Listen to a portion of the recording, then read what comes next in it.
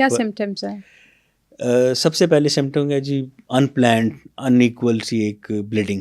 Guns بالکل ٹھیک ہیں, آپ روز برش بھی کرتے ہیں, آپ کی برشنگ ٹیکنیک بھی صحیح ہے, آپ کا برش سلیکشن بھی صحیح ہے, برشنگ ٹائم بھی صحیح ہے, پھر بھی مسوڑوں سے بلیڈنگ ایک دم سے آنی شروع ہو جاتی ہے.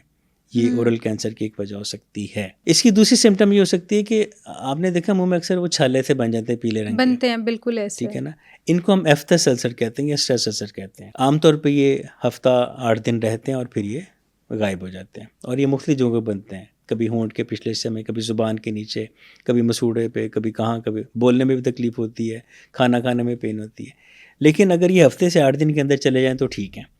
لیکن اگر, اور مختلف جگہوں پہ ہونے چاہیے, لیکن اگر ایک منہ میں چھالا نکلا اور وہ ایک ہی جگہ پہ بنا ہوا اور اس کو 2 سے 3 ہفتے گزر گئے, مہینہ گزر گیا, ٹھیک نہیں ہو رہا, تو الارم بجا لیں اپنا, it may be an oral cancer.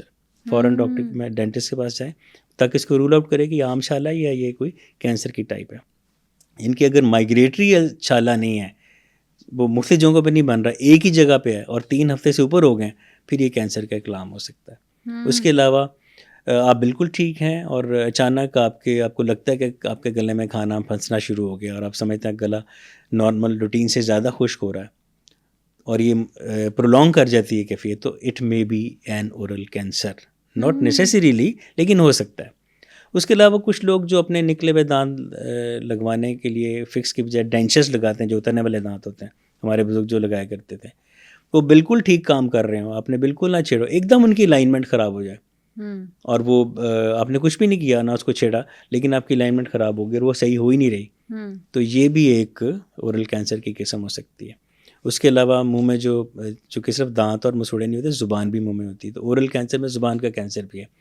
اگر کبھی ایسا ہو کہ بغیر کسی وجہ کے آپ اسٹیمر کرنا شروع کر دیں, یا آپ کے لفظوں کی ادائیگی میں مشکل ہو رہی ہو, یا بلا وجہ ہی منہ خشک ہو رہا اور آپ سے بولا بھی نہیں جا رہا, تو بہتر ہے کہ ڈاکٹر کو دکھا لیں کہ یہ اورل کینسر تو نہیں ہے, کیونکہ یہ بھی اورل کینسر کی ایک سمٹم ہو سکتی ہے.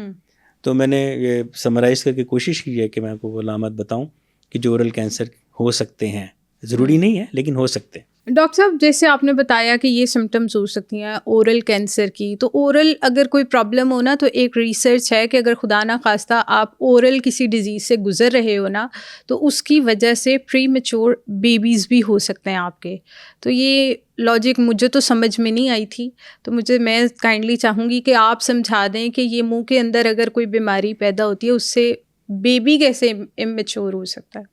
یہ بڑا ہی برننگ سا سوال ہے اور بالکل ٹھیک ہے یہ. اچھا, آپ نے دیکھا ہوگا کہ اکثر جو پریگننٹ خواتین ہوتی ہیں جن کے پہ حمل ہو چکا ہوتا ہے, ان کے مسوڑوں سے بہت خون آنا شروع ہو جاتا ہے, یا ان کے مسوڑے سوج جاتے ہیں. یہ کوئی خطرناک بات نہیں ہے, یہ میجورٹی خواتین کو پریگنینسی کے دوران پریگنینسی ٹیومرز اس کو ہم کہتے ہیں, یہ بنتے ہیں. اس میں کوئی بھاگنے دوڑنے کی ضرورت نہیں ہے. ڈینٹسٹ کے پاس جائیں, وہ آپ کو لوکل پروڈکٹس دیتے ہیں. ہم پریگنینسی کے پہلے 3 مہینے اور آخری 3 مہینے ہم دانتوں کو یا مسوڑوں کو نہیں چھیڑتے ہیں, نہ ہی چھیڑنا چاہیے بلا وجہ, انلیس کہ کوئی بہت ایمرجنسی نہ ہو, بہت درد نہ ہو رہی ہو. لیکن بیچ کے جو ہے ٹرائمیسٹر, سیکنڈ ٹرائمیسٹر, چوتھا, 5واں, 6واں, اس میں آپ ڈینٹسٹ کے پاس جا کے لوکل ٹوتھ پیسٹ کوئی لے لیں, کوئی ماؤتھ واش آپ کو بتا دیں گے, کوئی لوکل اپلیکیشن ایمولینٹ بتا دیں گے کہ جس سے بلیڈنگ رک سکتی ہے ان کے. لیکن یہاں میں آپ کو بتاتا ہوں, اگر بلیڈنگ بہت زیادہ ہے پریگنینسی کے دوران اور اس کو ان ٹریٹڈ چھوڑ دیتی ہیں خواتین, اس سے یہ مس کیریج بھی ہو سکتا ہے, اس سے پری میچور برتھ بھی ہو سکتی ہے, 39 ویک سے پہلے بھی بچہ پیدا ہو سکتا ہے, یا اگر وہ نارمل ٹائم پہ پیدا ہوا اور خاتون نے اپنا وہ اورل ڈیزیزز کا یا گم بلیڈنگ کا ٹریٹمنٹ نہیں کرایا, تو بچے کا ویٹ کم ہو سکتا ہے, انڈر ویٹ بھی پیدا ہو سکتا ہے. مس کیریج, پری میچور برتھ اور لو برتھ ویٹ, یہ 3 سائن جو ہیں یہ ہو سکتے ہیں, ضروری نہیں لیکن ان کے چانسز بہت زیادہ ہوتے ہیں. اس کے علاوہ اگر منہ میں اور کوئی آپ کے انفیکشن ہے تو وہ کہیں بھی, وہ سب سے زیادہ ہارٹ کو خطرہ ہوتا ہے. اگر گم ڈیزیزز ہیں تو سب سے پہلے ہارٹ کو افیکٹ ہونے کا خطرہ ہوتا ہے. اس کے بعد میجر جوائنٹس ہیں جیسے ہمارے نی joint, shoulder joint, elbow joint, یہ بھی خراب ہو سکتے ہیں. تو منہ کو ہیلدی رکھنا, منہ ایک ایسا چینل ہے کہ یہیں سے سب کچھ اندر جانا ہے. آپ ہیلدی لیں گے تو آپ ہیلتھ لیں گے, آپ انہیلدی چیزیں لیں گے تو آپ انہیلدی سچویشن کو فیس کریں گے. اور میں نے یہ بھی پڑھا تھا کہ اگر خدا نہ خواستہ آپ کو اورل کینسر ہوتا ہے نا, تو یہ تو پھیلنے کا بہت زیادہ چانس ہوتا ہے, اس کو پھر آپ کنٹرول نہیں کر سکتے. یہاں میں بتاؤں ایک حوصلہ افزا بات کہ اورل کینسر میں پیشنٹ کی سروائیول باقی سب کینسر کی نسبت کافی زیادہ ہے. اچھا. اورل کینسر کے مریض زیادہ تعداد میں ٹھیک ہوتے ہیں اگر وہ مناسب وقت پہ کینسر پکڑا جائے تو. اس میں جو ہیلدی ہونے کا شرح ہے وہ باقی کینسر کی نسبت اچھی ہے.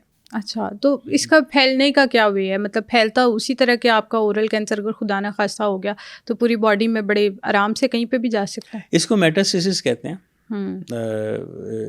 اگر اورل کینسر ہے تو یہ ایک میں شروع میں بھول گیا کہ اگر آپ کو منہ یا جبڑے یا گردن کے ایریے میں کوئی لمپ یا سویلنگ فیل ہوتی ہے جس کو حالت سے درد ہو بھی سکتی ہے اور نہیں بھی ہو سکتی, وہ بھی ایک اورل کینسر ہو سکتا ہے. تو اگر منہ کا کینسر ہے تو وہ گردن تک یا کسی جگہ لمف نوڈ تک یا یہ سانس کی نالی کے ابتدائی حصے میں یا معدے کی نالی کے جو ہے ایسوفیگس کا تو ابتدائی حصہ ہے, یہاں تک وہ پھیل سکتا ہے. اس کو میٹاسٹاسس کہتے ہیں. تو میٹاسٹاسس تو کسی بھی کینسر میں ہو سکتی ہے, جسم میں کہیں بھی ہو وہ پھیلتا تو ہے نا, تو اورل کینسر بھی پھیلتا ہے.